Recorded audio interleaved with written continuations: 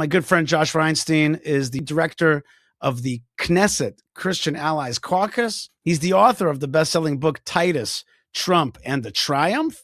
Josh Reinstein, thank you so much for being with us. Kol hakavod. Josh, I described the region in a gut sense as a tinderbox. There's just a lot of there's words that are being thrown around, words that sound like deals, peace deals, ceasefires, and yet there's nothing but gearing up for action, for tension, for kinetic war. How do you see the situation? Well, I think the situation is well in hand. I don't think it's as sporadic and as crazy as people see it themselves. I know that President Trump and Prime Minister Netanyahu work hand in glove. There's no daylight between them, and all the reports of them getting on each other's nerves, or Trump's making Bibi do this or Bibi's making Trump do that, they're all not nonsense. There's a plan. This isn't just shooting from the hip, and I think the plan's going well. I think that we've seen the complete destruction of the Iranian military, their economy, and also their leadership, and we're going into the endgame phase, which I believe will result in regime change. Okay, but Sky News just made a good question. They were like, "Listen, you're saying that there's no more Iranian military, but in fact, they're still blocking the Straits of Hormuz. They still have mines. They still have these Zodiacs that they're sending into the ocean to block shipping. So it's not like they're totally done." I disagree. I think that from the video that you showed on Sky News, you see these are like little small motorboats that are coming in, and I don't think that's a match for aircraft carriers or destroyers. I think they're easily taken care of. I think they've already understood that there's this threat of mines. No one really knows if there's mines or if it's just a threat, but they're taking it seriously. They started putting underwater drones in the strait. And I believe that what they've done is actually really smart. They've shut down Iran, and their economy is over. And as long as they keep that pressure up, then there's no money to pay salaries to the RIJC, to the military, and slowly, things will start falling apart. And so I don't see this as a long-term threat. This is something that is a matter of weeks away, not even months. And to look at Iran, which was seen as the scariest state sponsor of terror in the region, they seem to be a paper tiger. There's not really much they can do. We had 5 weeks of just pounding them over and over, tens of thousands of rockets on their military infrastructure. And now once you shut off the electricity by bombing the power centers, which is what the big threat is, they'll be in the plague of darkness, and they can't really operate there. They won't have internet and electricity. How long can a country last like that? Plus, you have a very upset population that has no food and water. They're being stuck in their homes for weeks on time, no internet.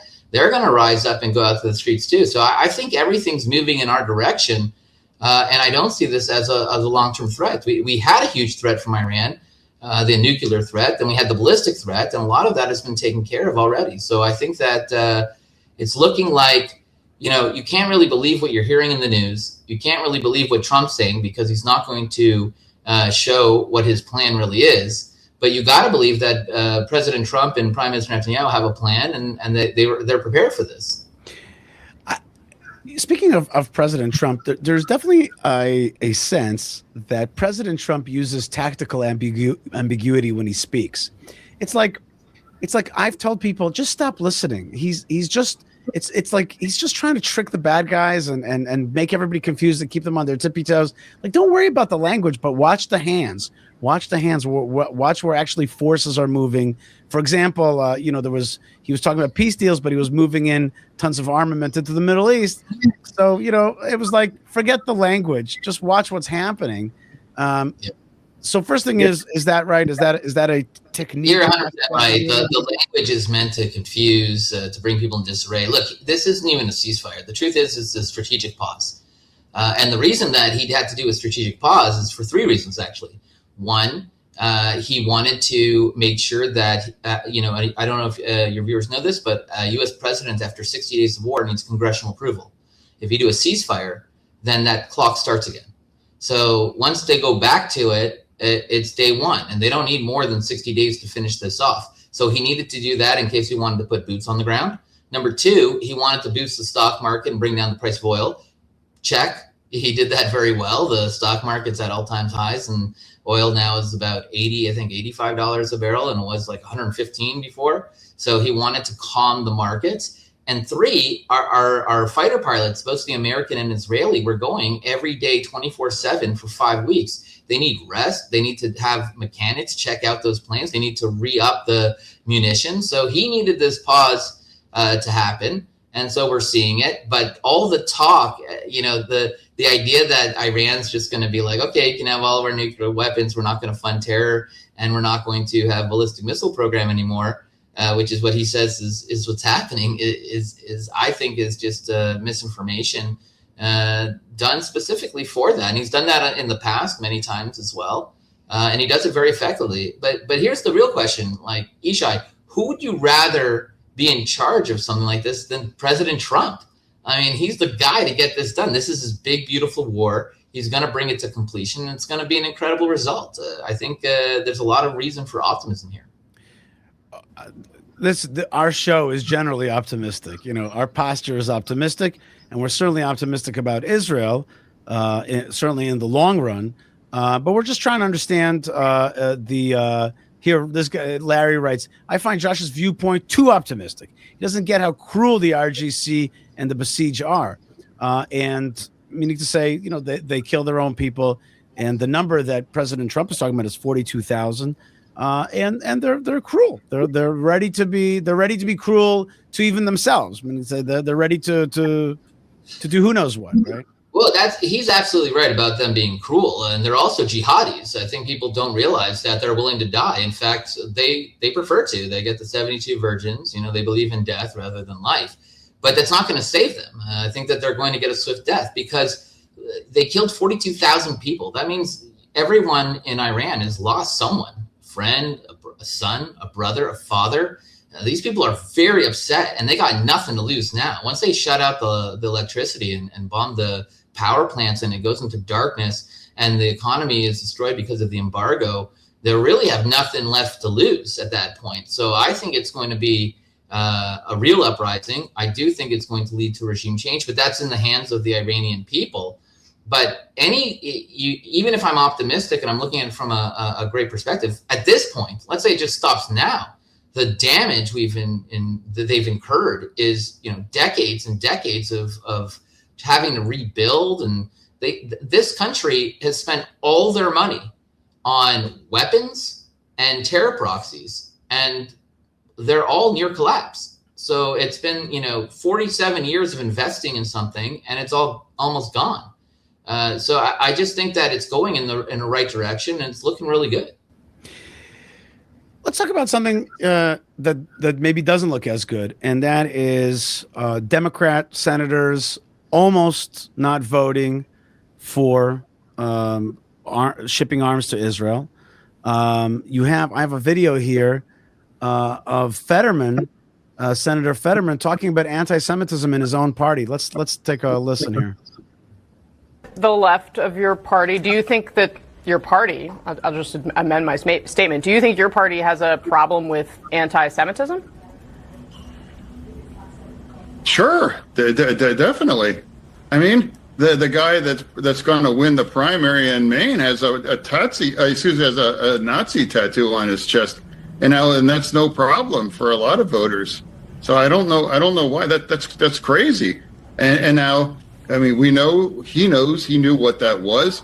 I mean, if you're back over 12, 13 years cheering about the death of Israeli soldiers, I mean, you clearly have a serious issue, and the left has a serious issue with anti-Semitism, and they're just palling around someone like Hassan Piker, the guy that absolutely, I mean, he absolutely is proud to cheer for Hamas, loves Hamas. The Democrats are proud to stand with him and campaign with him, go ahead, try to win Pennsylvania, and campaign around Hassan Piker saying, America deserved 9/11, or Hamas is 1,000% better than Israel, or I don't care about the rapes, and for all these other things. I mean, we have a serious problem with my party. So, I don't know why. If I have to be the last man standing in the Democratic Party, I'm proud to stand with Israel.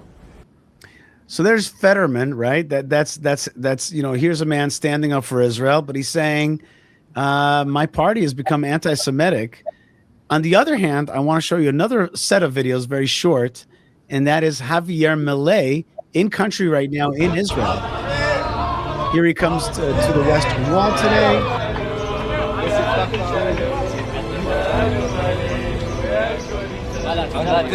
Okay, he's praying with the chief rabbi of the Western Wall. All right, and we still have more videos of him. Here he is meeting with Netanyahu. He's coming off the airplane.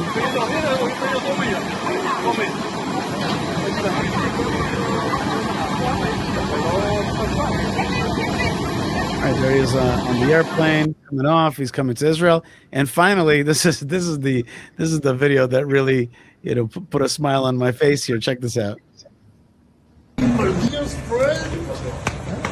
is my, Javier. You know what that means? It means friend. Yeah, yes, a good friend. Yes, Yeah. you are my dear friend. And thank you for the kind words you said. And you shall hear what I have to say about you. First to my office.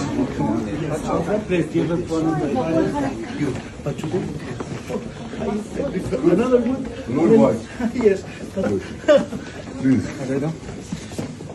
Good. Right. And action. Yeah. Good to see you. Really good. It's wonderful for me. Warms my heart. Please. All right, so we have the leader of Argentina proudly being pro-Israel, proudly getting the message out, and then you have Fetterman being like, "Yeah, we're losing the Democratic Party. I'm the last man standing here." So, as the quote-unquote father of faith-based diplomacy, Josh Reinstein, what's our situation globally? What's Israel's situation globally? Up or down? Okay, you're very bullish on the war with Iran. What about our global standing? So I think that let's start with the Democratic Party. There's two problems with the Democratic Party when it comes to Israel. Number one is the takeover of the Democratic Party by the progressive movement. The progressive movement is inherently anti-Semitic by definition. When they talk about the 1%, that we have to stop the 1%, it's their code for Jews. The lawyers, the doctors, the apartment owners, they see the 1% as Jewish people, and that's who they need to fight. And you have Jewish people in the movement like Bernie Sanders and George Soros, but that's pretty much the last generation of Jews that are going to be able to join. It's going to get more and more anti-Semitic, and they've taken over the base of the Republican Party. Of the Democratic Party. At the same time, the base of the Republican Party is run by Bible-believing Christians, and they've become more supportive of Israel. The positions of the Republican Party has never been this pro-Israel. In fact, just yesterday or today, Tennessee banned the use of the words West Bank. In Tennessee, you have to use Judea and Samaria, the biblical name. So as the progressive movement have taken over the Democratic Party, the Christian Bible-believing part of the Republican Party has taken over the Republican Party and moved them to the right. So there's a big divergence, and this causes the second problem with the Democratic Party. They don't really have policies on a lot of issues, except for they hate Donald Trump. Anything Donald Trump's for, they're against. We have the Congressional Israelist Caucus in Washington, D.C., and two of the co-chairs are Democrat, and one of them, Brad Sherman, said that he hopes that Donald Trump doesn't come out in favor of Mother's Day, because then he has to be against Mother's Day. So you have, first of all, the takeover of the Democratic Party by the progressive movement, but then this whole Trump derangement syndrome that makes anything he does terrible. And so what does he do?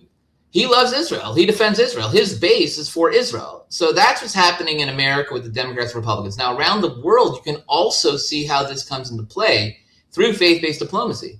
When you're a man of faith or a woman of faith, and you're in politics in a country, you're pro-Israel. Milei is a deep man of faith. That's why he loves Israel.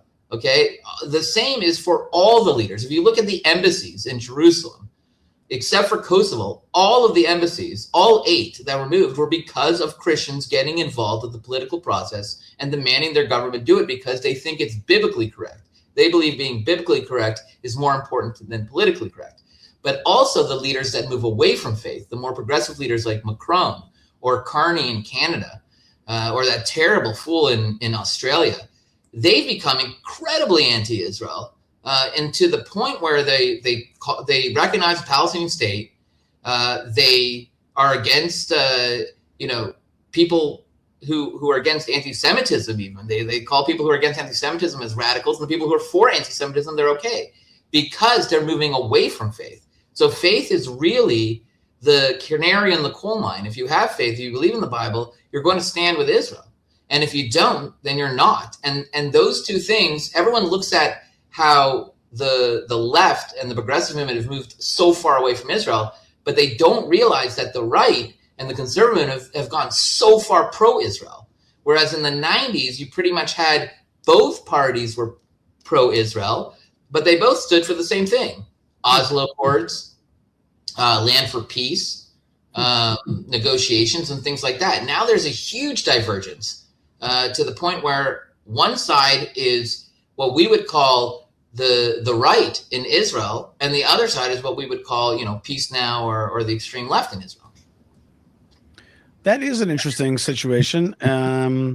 Is it healthier than like the way you described it in the 90s, where like America was pro-Israel, but their pro-Israel was kind of center-ish, right? Which one do you prefer? Which situation? Well, it really depends who's the president of the United States. Now that Donald Trump's president of the United States, I prefer it this way for sure, because we have ironclad support for everything that we want to do to defend Israel, to stand up for our rights in Judea and Samaria, our rights for Jerusalem as the capital. Look at what Donald Trump has done in the first year and a half of his presidency. He's done things that no one thought was even possible. He defunded UNRWA. He sanctioned ICC. He cracked down anti-Semitism on campuses. He's expanded our influence around the world. Israel today is a superpower because of it. Everyone sees the planes with Israeli flags and the Star of David and the American flags flying side by side. We're one of the most powerful countries on the planet. But at the same time, when Biden was president, it was not a good scenario, because they were cutting off our weapons and we weren't allowed to defend ourselves. And so it really depends on who's the president. Long term, it's something that's scary, because you can get to the point where you have a president of America, which is really what counts, that's very anti-Israel and an enemy of Israel. You get a Mamdani, like the mayor of New York, as president. Short term, it's very amazing. Who would ever thought we would have this type of support? We never saw something like this before. So the key is that we have to become more independent as a state and take what we can get when we have the good times. And diversify as well, right? I mean, say independence. Part of it, independence is also the ability, for example, to build your own arms. But another way is also to diversify your procurement portfolio. Be able to buy from other things, other places, just in case there's a guy who wants to shut it down. Yeah, no, I don't think we can be dependent on anyone. I think we need to be able to produce all of our own arms. I think that we have the capacity to do that. I think it was a huge mistake, those deals that we made with America. And the reason we made those deals, which everyone says we're getting so much money from America, I don't think people understand that we're losing so much money from those deals. The $3.9 billion we get from America is money we have to spend in America, and we can't sell our own weapons without their permission. We can't produce our own weapons without their permission. We lose tens of billions of dollars a year from arms sales that we can't do because we're taking the $3.9 billion. Now, the reason we did that is because we wanted that alliance with America. But we saw under the Biden administration that they could just say, no, actually, we're not going to send you the weapons. We're not going to do it anyways. So now the key to the game here is getting completely independent while getting incredible opportunities from the Trump administration and the unprecedented support that we're seeing from it. I think that one of the ways that I would define President Trump's pro-Israelism, I would just say he wants to see Israel get bigger. And he wrote something in a tweet. You never know, again, if his messages, truth socials or whatever his little those little messages mean. But he wrote something that I think is very indicative of his internal psychology. He said Israel knows how to win. And that's a big thing by him, right? If a country knows how to win or a player knows how to win, he can work with that country. That's the kind of partner he wants. He wants winners. And so I was pretty, I was like, yes, if that's the way it's being perceived. But let me ask you this, but the second part though, on a global scale, is Israel being perceived as strong through this war, or is that not breaking through the media smoke screen? Do people understand that Israel is strong and stronger? Oh, yeah, no, that's getting through. The leadership around the world knows that we are a major force, and we understood as a nation that it's better that people fear us than love us. We realized that we were trying to get the approval and support of all the countries, and we were doing things that were horribly self-inflicting wounds, like disengagement. One of the craziest moves a country's ever done. And we were doing this. 2005, the land giveaway, the Gaza giveaway to basically the first the PA and then the Hamas. We gave it away, and we're like, peace in our time. And then they started sending rockets our way for over a decade. And so we thought that would bring peace, because they would say, oh, look what Israel's willing to do to bring peace. What great guys. But it didn't. People don't dislike us even more.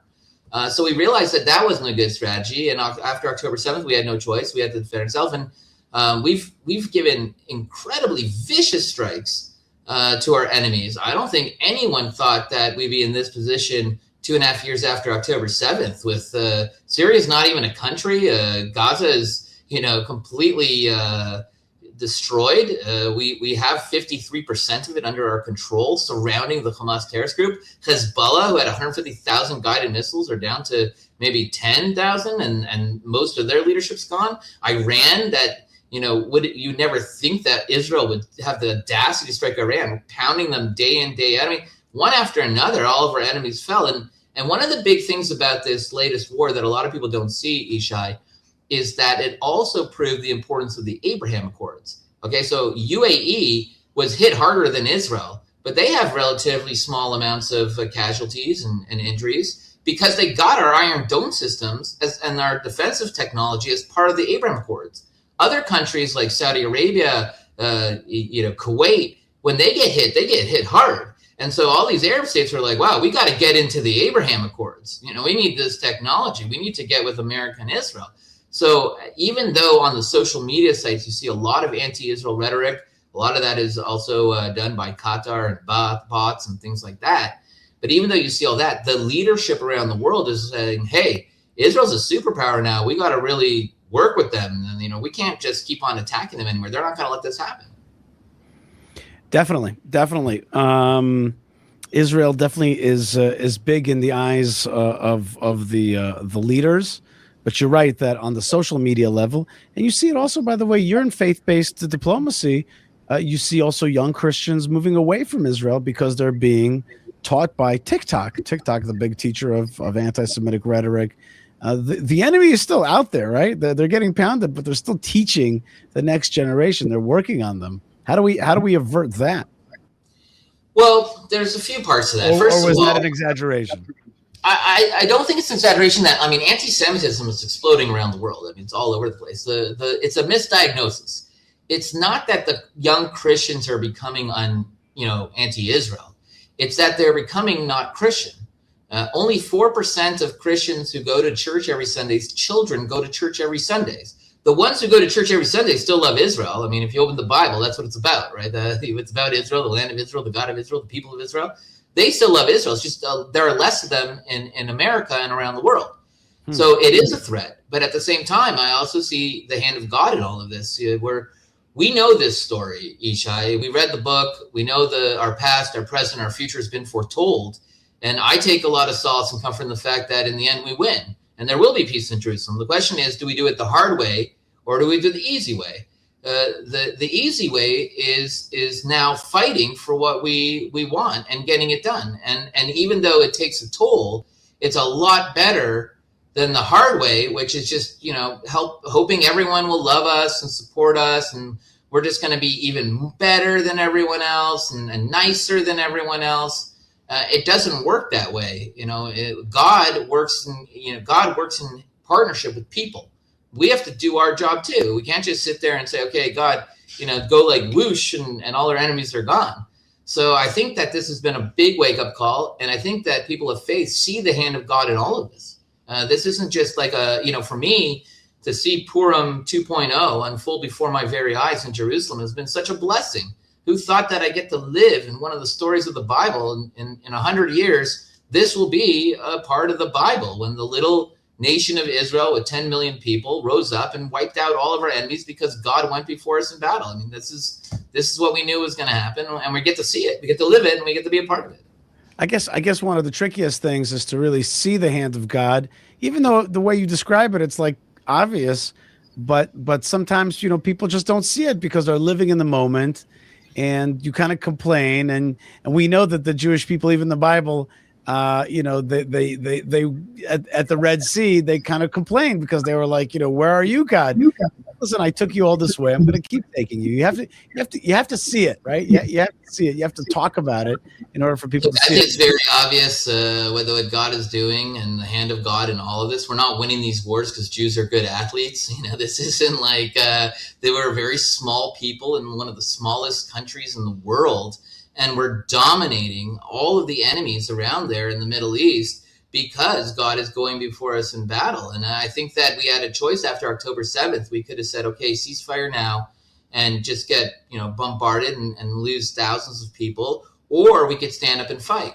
And when we fought, God fought with us. And I also think a lot of people of faith around the world, and I know this from talking to them, they see it too.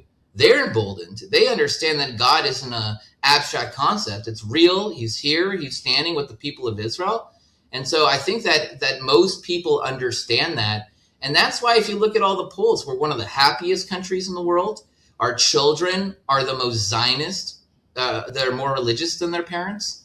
They're more conservative than their parents. It's because we're seeing this new generation, this Joshua generation of fighters and lions who are emboldened, and because what God is doing in the land of Israel.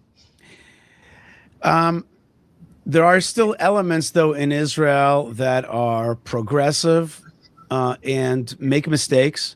Here's a video of food delivery to Gaza. Check this out. The data tells a different story. The truth is that food isn't just entering, it is flowing into the Gaza Strip.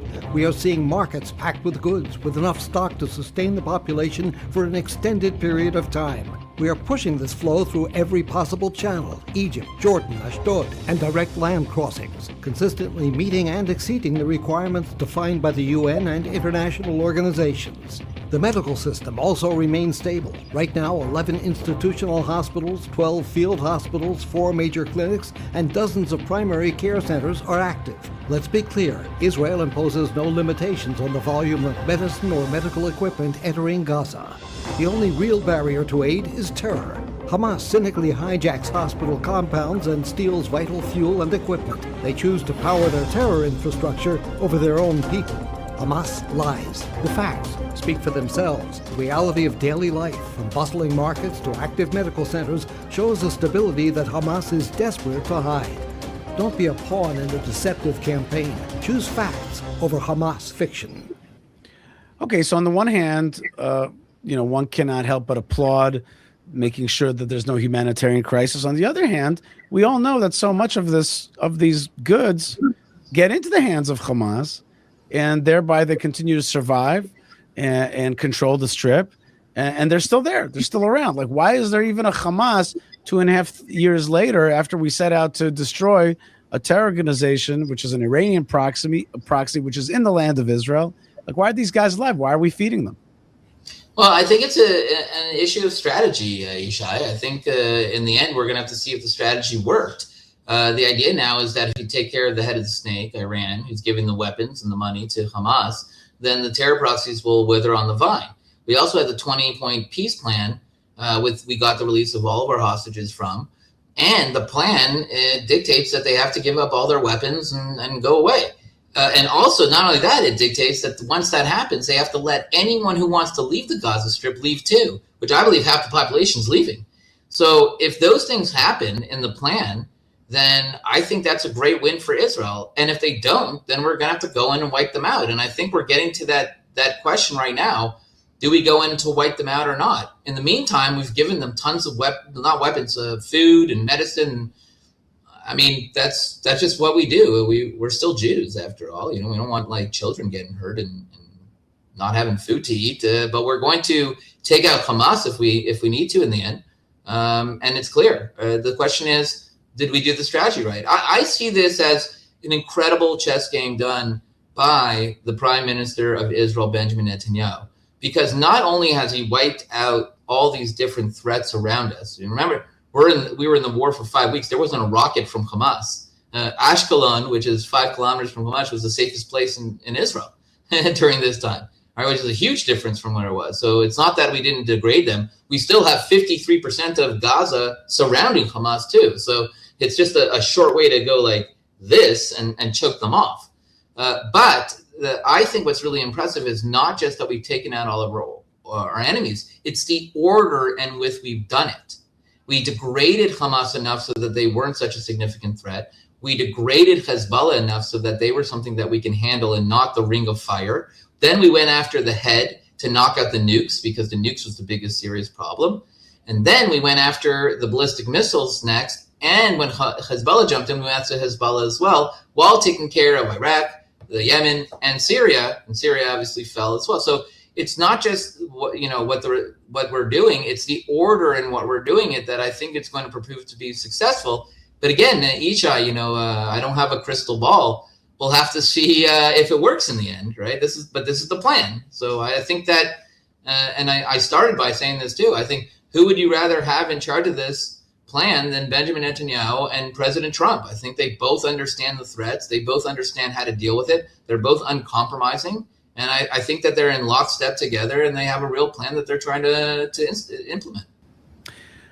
We're speaking with Josh Reinstein from the Christian Allies Caucus in the Knesset, but also the Israel Allies Foundation, which coordinates the effort of 1,600 pro-Israel legislators across 64 pro-Israel Ally caucuses worldwide. That's an amazing effort, an amazing organization to try to really bring faith-based people who are making laws in their countries to support Israel. And Josh makes amazing conferences, keeps them connected, and is constantly giving them information. And it's an amazing network. And that's why he's so popular with the Israeli leadership, because he's really giving Israel support from around the world through this organization, which is really, really amazing. Let's take a look at this in New York City.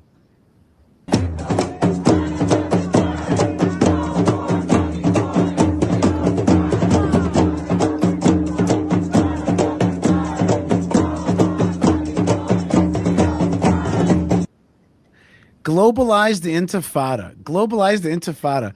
It's just like this term, globalize the Intifada. It's just like they're saying to you, like, we want jihadism to take over America. We want jihadism to take over the world. It's like they're not. I like that slogan the best, because it's really because that slogan like tells you what they're talking about here. They're talking about taking over the world with Intifada, which is another way of saying jihadism. So I like that slogan because that's one of the rare slogans that they have that actually says what they're all about. What do you think about New York? New York used to be. Now you're not from New York. You're a Texan, okay? But I when I was a kid, I was moved to the New Jersey and New York area, and I learned about the power of New York. New York Jewry is the bastion of American Jewry. And now it's living under a Mamdani, right? New York living under. Well, we've had some bad mayors in New York, but nobody who was a jihadi 12er Shiite, who was like, jogging running in the Gaza marathon that he helped create. It's like, this is a bad dude. This is a really bad dude. And he's the head of the city of New York. What does that say about America? What does that say about New York Jewry? What does that say about the future? Well, I think, first of all, if you look at these protests, as they're called pro-Palestinian protests, but they have nothing to do with the Palestinian people or the well-being of them. They're anti-Israel protests. But what's shocking about all of them to me is that every single one, wherever it is in the world, New York, Sydney, Australia, London, England, they all say, in New York, they say, death to America. All the time, the whole thing, there's a flag, death to America. That's what they're saying. They're saying death to Australia. Death to the UK, death to England in London. So I think that what's really shocking about all this because, hating Jews is an old pastime. It's been around for a very, very long time. And it's something that's scary. It's like a wildfire. It's like a virus. But the fact that it doesn't bother the countries that, they're saying death to America in New York City, just when September 11th was in 2001, that's 25 years ago, right? And they're chanting death to America in the streets. I mean, I grew up in Dallas, Texas. That would never have happened in Dallas, Texas. That would have been like immediate, like terrible fight all over. People would have gotten out of their cars to fight that. The fact that just can go on all over the world is really shocking. Now, when you take in New York specifically and the rise of anti-Semitism, look, I believe that this is a call to Jewish people to come to Israel. I think that the Jewish people need to make Aliyah and move to Israel. I think that, there are people like me who did it because they were Zionists and they were pro-Israel and they wanted to serve in the army and things of that effect. But there are a lot of Jews out there that, they're going to come not because of choice, but running. But they're going to come to Israel. And I think that a lot of people, I see this in Toronto, Canada, where I lived for 9 years. I think 45% of Jews are considering moving to Israel. And I think that people are going to do that. Now, the real question, though, is not just how this pertains to Jews, but how does it pertain to these countries? Because in the end, the goal isn't to just destroy Israel or to hate Jews. We're the canary in the coal mine, right? Whatever happens to the Jews happens to everyone else. 6 million Jews died in the Holocaust, but 120 million people died in World War II because that's how it started, right? The same thing's there. What's going to happen to these countries where they have significant parts of the population yelling death to those countries that they live in? I mean, that's a scary thought. It is. It is definitely a scary thought. And you are seeing the degradation of Western civilization. You are definitely seeing an erosion of it. Definitely, bulwark states like Britain, Canada, Australia. They're like France. These are countries that I can't even think anything. Certainly Jews aren't safe there anymore, but your own narrative isn't safe anymore. Your history isn't safe anymore. And you have within you these tremendous haters of your own country. Plus you're not even matching the birth rate for replacement, right? There's no replacement birth rate in these countries. So it's kind of scary. Like where does Israel look to? Is it fair for a person to start considering, is there another empire that we look to partner up with? Or is it time for Israel to think we've got to be our own civilizational empire? This is the time has come. How do we look at a world where this Western thing, which we leaned on for so long, seems to be faltering? Well, I think there's a huge shift in alliances. We're seeing that, all that rhetoric that you hear from President Trump about NATO, it's not just bluster. They wouldn't let him use their airspace, those European countries that they've given trillions to for their defense. And what a crazy move. Spain. I forgot to mention Spain. Yeah. I didn't mention Spain. But what a crazy move that these countries that rely on America to defend them won't let America use their airspace. I mean, if that's not self-defeating, I don't know what is. But I think that this is a time where we need to become more independent as a nation. I do believe that Israel has become a superpower. I mean, the transformation from Israel when I made Aliyah in 1999 to today is shocking. Israel's more America than America. I used to go and bring garbage bags from Costco to Israel because they couldn't make a garbage bag in Israel that didn't break every time I took it out of the garbage. I used to pay $13 a minute with these tokens called asimonim and payphones to call my dad in Canada. And now we have everything. We're the high-tech nation. We have all the things. There's nothing I don't really need outside of Israel. And we're getting stronger. And our shekel, look at the shekel. The shekel is less than 3 to the dollar because everyone sees it. Everyone's pouring money into Israel. Everyone's saying, how do I get money into Israel? What's with that? What's with that? Some of us work in American donations. Like the dollar is under 3. What's going on with that? But it's because everyone sees what's happening in Israel. Our stock market's at an all-time high. Our shekel's at an all-time high while we're at war with Iran. So people will be like, hey, how is that even possible? It's because we're killing them and everyone sees it. And we're the big bosses in the Middle East right now. And America's standing side by side with us like never before. So there's a lot of naysayers out there saying, hey, look, it's looking bad for Israel. You've been at war for 2.5 years, and it is hard. It's a hard thing to do, and it's hard to send your son. My son's in the army to fight. But at the same time, Wall Street understands what's going on. We're rocking them, and it's getting better, not worse. And more money's coming in, not less, and more investments coming in. And so the next 10 years, I'm super long on Israel. We're going to be an economic powerhouse. We're going to have peace and prosperity.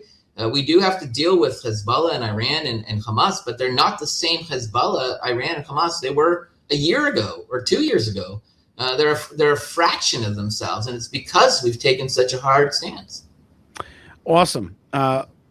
Because of the positivity that you're espousing here, I want to actually finish with a fabulously positive video. And this is a video just to explain it before I show it. In 2005, a lot of times we talk about the disengagement, the eviction of Jews from Gaza by the state of Israel. Today, we are, as you said, at 52% control of Gaza, but in the areas that were along with Gaza, there were other places evacuated in Samaria. Today, the mayor of Samaria, Yossi Dagan, together with ministers surrounding him, including the Minister of Defense and the Minister of Tourism, stood there and cut the ribbon. Oh, and Minister of Finance stood there and cut the ribbon of a rebuilt Sanur, which is actually a beautiful, beautiful area in northern Samaria. I actually that's where the paratroopers had their main base, their main training base. And here is the mayor of Samaria proudly cutting a ribbon, saying we're back to northern Samaria. Check this out. Our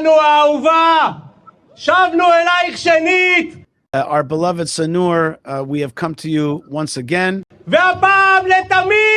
And this time for eternity. And you see behind them various ministers, and there's Minister Smotrich, and then there's Minister Katz, Minister of Defense. So they're all standing there, and we're coming back. And he's got all these ministers there of this government, and he's saying, we're coming to you. We have returned to you forever, this time to stay for good. The nation of Israel lives. Baruch atah Adonai, Eloheinu melech haolam, matziv gvul almana. And then he makes a blessing, which is bless you God, King of the universe, who returns the widow to her borders. This is a blessing that we make when a place that has been destroyed, a Jewish land of Israel place that has been destroyed, is being rebuilt. We have a special blessing from that. It's a blessing from Talmudic times. And there's the cutting, and you can see that he cuts a ribbon and keeps it. It's really an amazing video if people understand what they're looking at. It's an amazing video of return and also rectifying the mistakes of the Oslo Accords and the 2005 disengagement. Are we gonna see Josh Reinstein? Are we gonna see really the full rectification of the Oslo Accords, where Jewish people are going to be in control of the heartland of the Holy Land, the heartland called Judea and Samaria? Like, are we going to see this? Is this government going to be able to start removing some of those red signs that say Jews don't go, Israelis don't go here, it's dangerous, this belongs to the Palestinian Authority in the heartland of Israel? We're going to see the disbandment of the Palestinian Authority. Are we going to get to that? I believe so. I think that if we don't do it in the next 3 years, as Donald Trump's term, then it's very unlikely it's going to happen in the next 30. So this is really our shot to try to bring sovereignty in Samaria. But just you have to look at where we are today. You know, a lot of people say, oh, it must be so hard for Israel, and we've been at war for so long, and you know, there's so many hardships. But the truth is that we're an ancient people.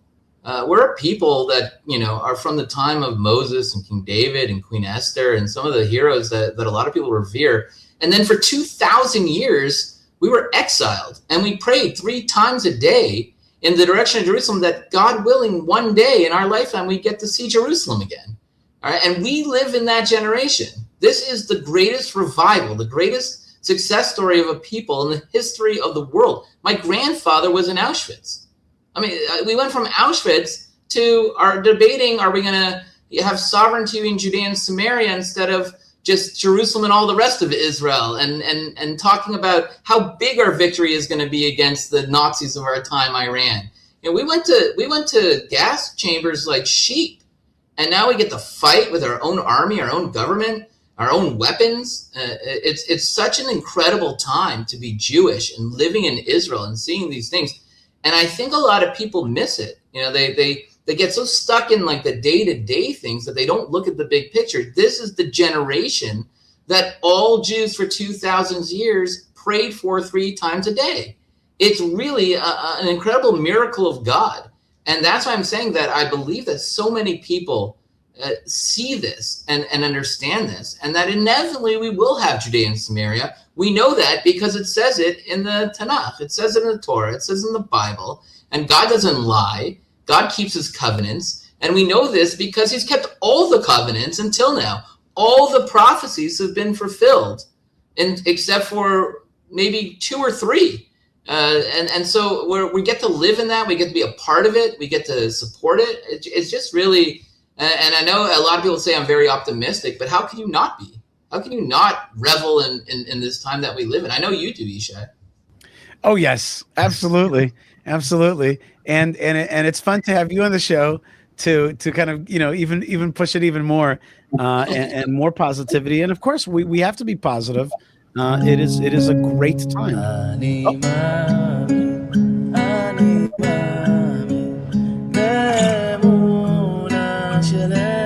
My producer Yo just put up a video of a soldier with a group of soldiers singing.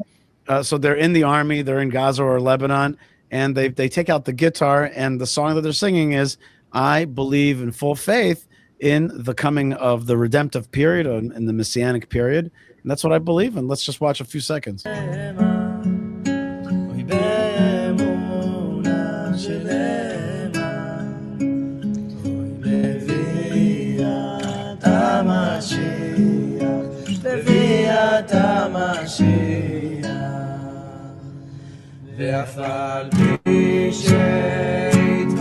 And though he may tarry, this messianic period may tarry, like I'm still gonna have full faith, and I'm not gonna become bitter.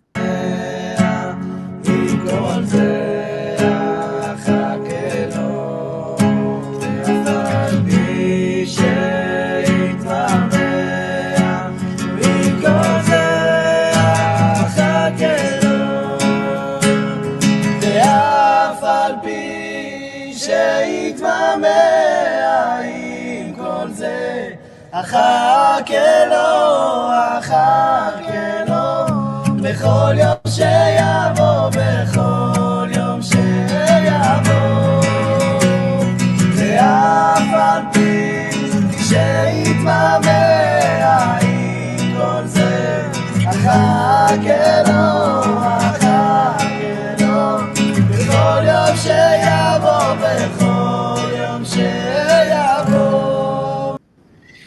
Josh Reinstein, those were soldiers sitting there on the Hummer somewhere out there defending us. I want to really thank you for defending us in your amazing super soldier way, and that is through really getting folks around the world, legislators, elected officials in more than 1,600 elected officials across 64 Israel allies caucuses around the world.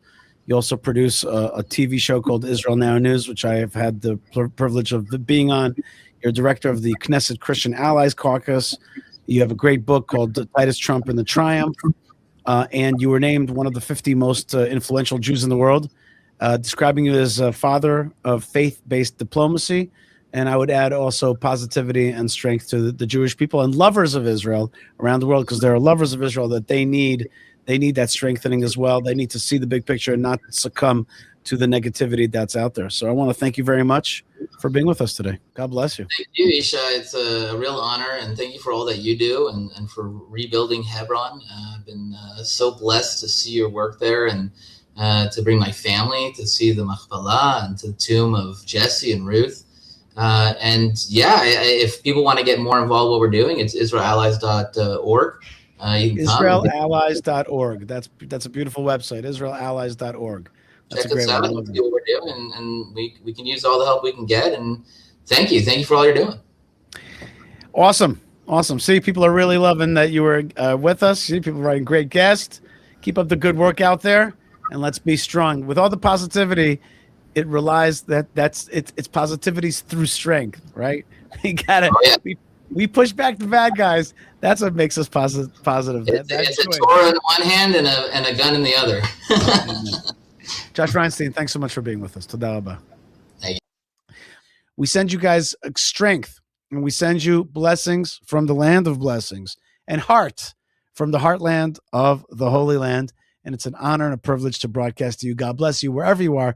Lots of love, lots of blessings, lots of good things, lots of connectivity to the God of Israel, and lots of strength through believing in a living God who is showing himself in a rebuilt Jerusalem. God bless you wherever you are, and shalom.